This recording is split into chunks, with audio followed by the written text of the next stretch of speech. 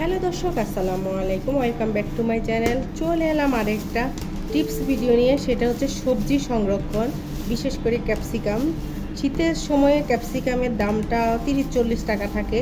তো আর গরমের সময় ক্যাপসিকাম তো আসলে 70-80-100 টাকা হয়ে যায়। তো আপনি আর শীতের সিজনে ক্যাপসিকাম যদি সংরক্ষণ করে রাখেন তাহলে সারা বছর আপনারা খেতে পারেন। তো আমি এখানে 1 কেজির একটু বেশি আছে, প্রায় 1.5 কেজির মতোই ক্যাপসিকাম আছে। তো আমি ক্যাপসিকাম নিয়ে নিয়েছি। এখন এই ক্যাপসিকামটাকে আমি খুব ভালোভাবে ধুয়ে ক্লিন করে নিব। তো দেখুন, ক্যাপসিকামগুলোকে আমি খুব সুন্দরভাবে ধুয়ে ক্লিন করে নিলাম। তো ক্লিন করার পরে আমি ক্যাপসিকামগুলো আবার নিয়ে এসেছি। এখন আমি ক্যাপসিকামগুলোকে কেটে নিব। আমি আমার পছন্দসই কেটে নিচ্ছি। আপনারা যেভাবে খান ঠিক সেভাবেই কেটে নেন। ক্যাপসিকামের এই মরিচের সাইডটা আমি কেটে নিব।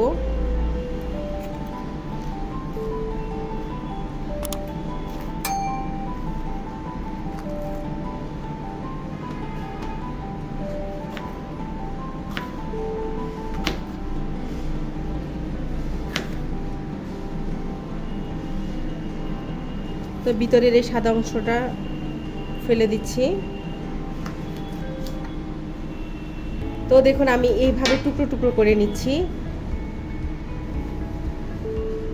তো প্রথমে লম্বালম্বি করে কেটেছি, তারপরে আমি আরও 2-3 ভাগ করে নিচ্ছি।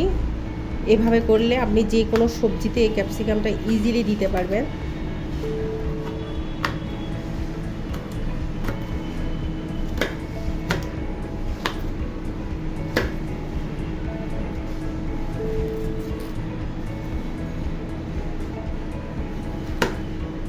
তো একই প্রসেসে আমি সবগুলো ক্যাপসিকাম কেটে নিচ্ছি।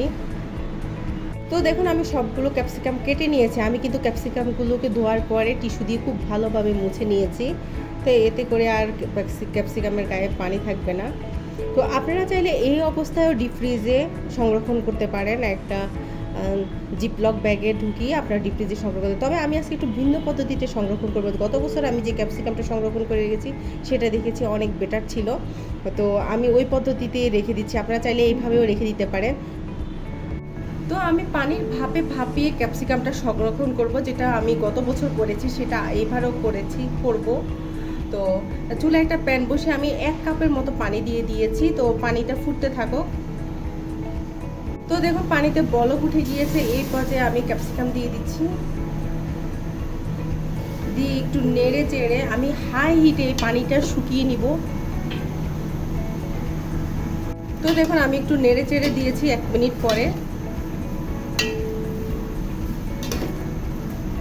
আর চুলাটা কিন্তু হাই হিটে আছে। হাই হিটে এই পানিটা পুরোপুরি শুকিয়ে নিব।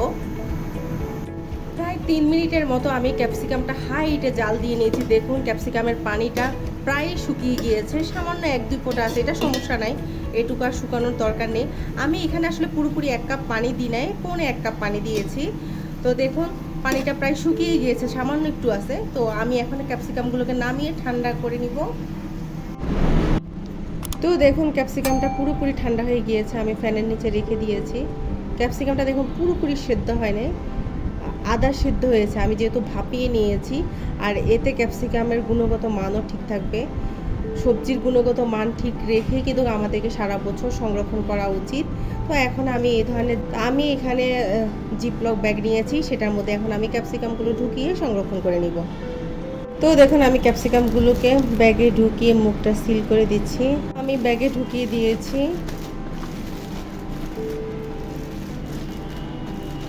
এই ক্যাপসিকামগুলো আমি 1 বছর ফ্রিজে সংরক্ষণ রেখে খেতে পারবো। এবং এমনভাবে আমি ভাপিয়ে নিয়েছি যেন আমি যদি চাইনিজ রাইসে দিতে চাই, আরও ছোটো ছোটো করতে চাই, সেটাও করতে পারবো, কোনো সমস্যা নেই। তো আমার আজকের এই ক্যাপসিকাম সংরক্ষণ ভিডিওটি আপনাদের কাছে কেমন লেগেছে? ভালো লাগলে অবশ্যই একটা লাইক দিবেন, আর আমার চ্যানেলটিকে সাবস্ক্রাইব করবেন। আজ তাহলে এই পর্যন্ত, সবাই ভালো থাকবেন। আল্লাহ হাফেজ।